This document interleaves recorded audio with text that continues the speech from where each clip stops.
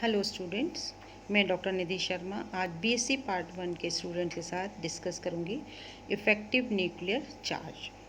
देखिए, effective nuclear charge होता क्या है।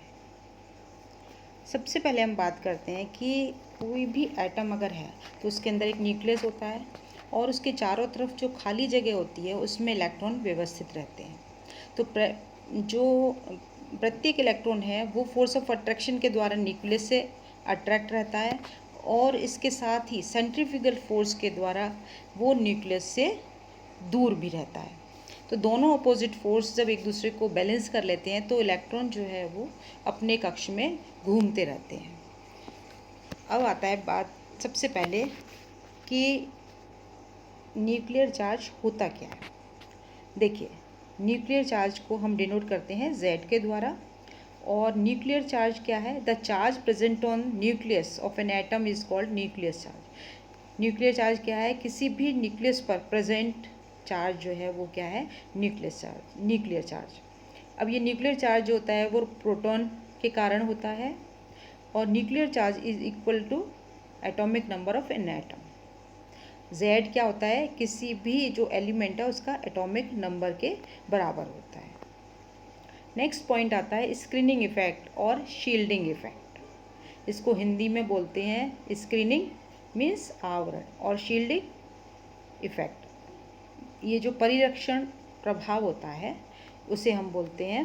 तो स्क्रीनिंग इफेक्ट जो है वो क्या है कि वैलेंस शेल के जो इलेक्ट्रॉन्स हैं, वैलेंस शेल के electrons experience less attraction from the nucleus due to the presence of inner shell electrons.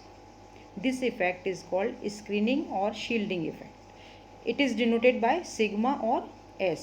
इसको हम कैसे डिनोट करते हैं? सिग्मा के द्वारा और S के द्वारा इसको डिनोट करते हैं। स्क्रीनिंग इफेक्ट को हम अभी डायग्राम के माध्यम से देखते हैं। देखिए, ये एक डायग्राम है। यहाँ ये क्या है? एक एटम है। एटम में ये न्यूक्लियस है ना, और ये इनर शेल है। और ये जो बाहर दिख रही है आपको, ये कैसे है? आउटर इलेक्ट्रॉन्स किस में है? ये आउटर शेल में है। ठीक है। अब ये आउटर मोस्ट ऑर्बिट के जो इलेक्ट्रॉन्स हैं वो न्यूक्लियस की ओर अट्रैक्ट रहेंगे फोर्स ऑफ अट्रैक्शन के द्वारा, है ना। और ये आउटर मोस्ट ऑर्बिट के इलेक्ट्रॉन न्यूक्लियस का फोर्स ऑफ अट्रैक्शन महसूस करेंगे। लेकिन जो इनर शेल के इलेक्ट्रॉन्स हैं, तो आप जानते हैं जब सेम चार्ज पार्टिकल्स होते हैं तो उनमें क्या होता है? रिपल्शन होता है। जैसे नेगेटिवली चार्ज इलेक्ट्रॉन और ये आउटर मोस्ट का इलेक्ट्रॉन, तो इन दोनों के बीच में क्या सेम चार्ज हो गया तो कैसा होगा? रिपल्शन होगा। ये एक दूसरे को दूर भगाएंगे। जबकि न्यूक्लियस क्या है? पॉजिटिवली चार्ज है, तो ये आउटर मोस्ट ऑर्बिट के इलेक्ट्रॉन को अट्रैक्ट करेगा। तो ये इनर शेल के इलेक्ट्रॉन्स हैं वो आउटर मोस्ट ऑर्बिट के इलेक्ट्रॉन्स के लिए एक शील्ड का काम करते हैं, एक स्क्रीन का काम करते हैं। स्क्रीन समझते हैं आप? एक पर्दे की तरह आ जाते हैं बीच में। ये न्यूक्लियस के फोर्स ऑफ अट्रैक्शन को इतना महसूस नहीं होने देते जितना एक्चुअल है, क्योंकि ये बीच में आ गए। बीच में आने के कारण क्या होता है? न्यूक्लियर फोर्स ऑफ अट्रैक्शन वास्तव में जितना होता है उससे थोड़ा कम महसूस होता है आउटर मोस्ट ऑर्बिट के इलेक्ट्रॉन्स को। ठीक है। अब हम देखते हैं इफेक्टिव न्यूक्लियर चार्ज क्या होता है। देखिए, प्रभावी नाभिकीय आवेश ये क्या होता है कि वैलेंस शेल के जो इलेक्ट्रॉन हैं, valence shell electrons experience less attraction from the nucleus due to screening effect of inner shell electrons. अभी हमने इसी की बात की थी कि जो वैलेंस शेल के इलेक्ट्रॉन हैं वो न्यूक्लियस के जो फोर्स ऑफ अट्रैक्शन को थोड़ा कम महसूस कर पाते हैं। क्यों?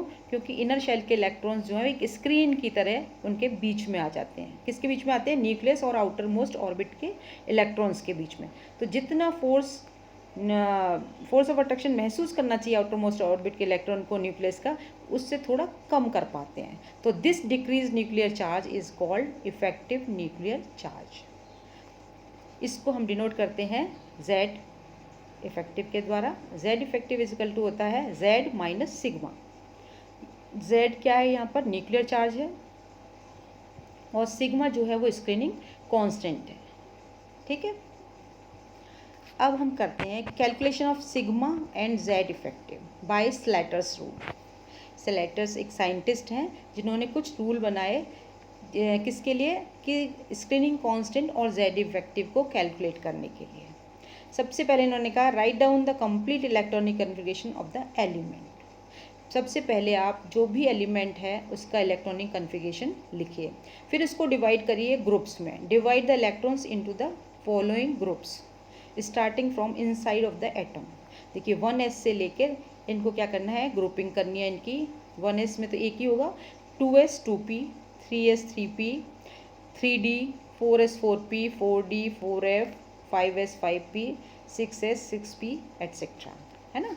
तो इस तरह से इनकी ग्रुपिंग करनी है। ग्रुपिंग करने के बाद में क्या है, now select the electron for which value of sigma is to be calculated. हमें वो इलेक्ट्रॉन सेलेक्ट करना है जिसके लिए हमें स्क्रीनिंग कांस्टेंट निकालना है, ठीक है। अब क्या करेंगे, हम इनको जो इलेक्ट्रॉन्स हैं उनको ऐड करते चले जाएंगे कि उनका जो कंट्रीब्यूशन है स्क्रीनिंग कांस्टेंट के लिए, उनको हम क्या करेंगे, ऐड करते चले जाएंगे। Add up the contribution to sigma for other electrons according to rule. अब देखिए रूल जो है उसको हमने समराइज करके फिगर में ले लिया है। देखिए जैसे जो इलेक्ट्रॉन n शेल में है तो उनके लिए s और p इलेक्ट्रॉन्स के लिए, s एंड p इलेक्ट्रॉन्स के लिए क्या होगा, n में अगर है तो इसका स्क्रीनिंग कांस्टेंट का मान कितना होगा, 0.35।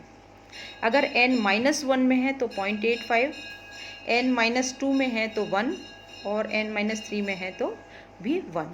इसी के साथ अगर हम देखें d इलेक्ट्रॉन्स के लिए, d और f के लिए, तो d और f के लिए n का जो है, जो n शेल में इलेक्ट्रॉन्स हैं उनके लिए क्या मान है, 0.35, और n -1, n -2 एंड n -3 के लिए है 1 स्क्रीनिंग कांस्टेंट के मान, और 1s इलेक्ट्रॉन के लिए है मान 0.30, और हाइड्रोजन के लिए होता है इसका 0.05।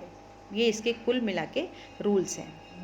जैसे n शेल में जो इलेक्ट्रॉन्स आ रहे हैं, ns इलेक्ट्रॉन्स होते हैं, है ना, या np है, या n-1s, n-1p, जो भी है इलेक्ट्रॉन्स, हम उनको किस तरह से करेंगे, n में अगर आ रहे हैं तो 0.35 स्क्रीनिंग कांस्टेंट है उसका, और n-1 में आ रहे हैं तो 0.85, n-2 या n-3 में आ रहे हैं तो 1।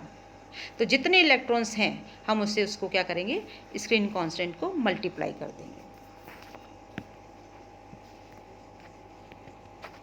अब देखिए फॉर एग्जांपल अगर आप बोरोन का निकालते हैं, है ना, बोरोन का आप जानते हो Z का मान कितना होता है, 5, एटॉमिक नंबर 5 है इसका। तो इसका पहले हम इलेक्ट्रॉनिक कन्फिगरेशन लिख लेंगे 1s2 2s2 2p। अगर इनकी ग्रुपिंग करें तो क्या होगा, 1s अलग आ जाएगा, 2s 2p एक ग्रुप में आ जाएंगे। अब निकालिए इनका 1s इलेक्ट्रॉन के लिए स्क्रीनिंग इफेक्ट कितना होगा, 0.85। अभी हमने देखा था n के लिए, ये क्या हो गया, ये n-1s हो गया, ये क्या है n। तो अभी हमने इसमें देखा है n के लिए कितना होगा 0.35, और n-1 के लिए कितना है 0.85। तो 1s के लिए क्या हो जाएगा 0.85, है ना। अब देखिए अब ये 2s 2p ग्रुपिंग हो गई। 2s में इलेक्ट्रॉन कितने हैं, 2, और 2p में है 1, तो टोटल इलेक्ट्रॉन कितने हो गए, 3 इलेक्ट्रॉन्स, है ना। और इसके लिए स्क्रीनिंग कांस्टेंट का मान कितना आएगा, 0.35 से इसको हम मल्टीप्लाई करेंगे जितने भी इलेक्ट्रॉन्स होंगे। और 1s में इलेक्ट्रॉन कितने हैं, 2 हैं, तो हम इसको 0.85 से मल्टीप्लाई कर देंगे। और 2s 2p वाले को किससे करेंगे, 0.35 को हम मल्टीप्लाई करेंगे 3 से। देखिए हमने यही यहाँ पे किया हुआ है और इन दोनों को जोड़ दिया है। तो टोटल सिग्मा इजिकल टू क्या हो जाएगा, 2 × 0.85, 1s के इलेक्ट्रॉन हो गए ना। अब प्लस 3 × 3 इलेक्ट्रॉन्स हैं टोटल, 2s में 2 हैं, 2p में 1 इलेक्ट्रॉन है ना। तो इसको हम किससे मल्टीप्लाई कर देंगे, 0.35 से। तो ये आ गया 2.75, दोनों को जोड़ दिया तो क्या आएगा 2.75। ये आया स्क्रीनिंग कांस्टेंट का मान। अब हमें निकालना है Z effective. Z effective is equal to क्या होता है, Z माइनस सिग्मा। तो Z कितना है बोरोन का, 5, एटॉमिक नंबर 5 है, तो 5 ले लिया हमने, माइनस सिग्मा का मान कितना आ गया 2.75। तो आंसर क्या आ जाएगा 2.25। ठीक है, तो इसका Z इफेक्टिव बोरोन का कितना हो गया 2.25। समझ में आया स्टूडेंट्स, ओके।